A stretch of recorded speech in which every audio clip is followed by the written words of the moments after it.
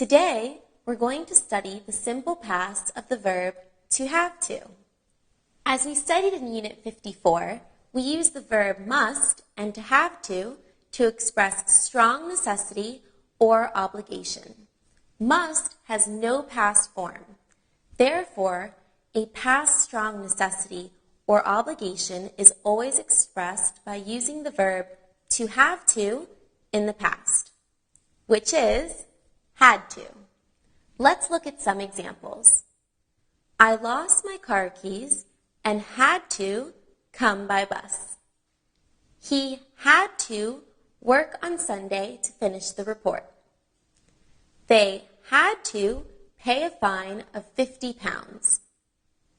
Now, let's see how to use the simple past of the verb have to in negative sentences. We use the verb to have to in negative sentences when we want to express that an action was not necessary. To do this, we use the auxiliary verb did and not with contraction, didn't. Let's see some examples. I didn't have to work on Saturday. He didn't have to go by bus. He had a car. We didn't have to wear uniforms. Let's take a look at how to use the simple past of the verb to have to in questions.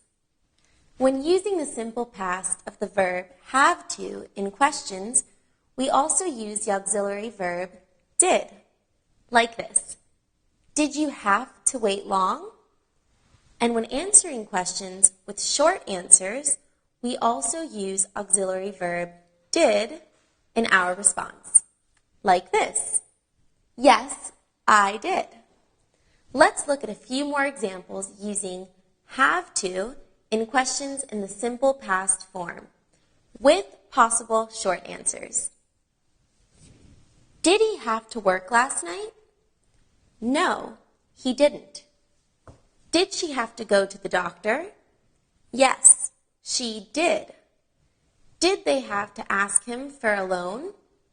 No, they didn't. Okay, now we know how to use the verb had to in questions. Let's look at the simple past of the verb to have to in questions asking for information. Where, why, what are all question words we use to ask for specific information.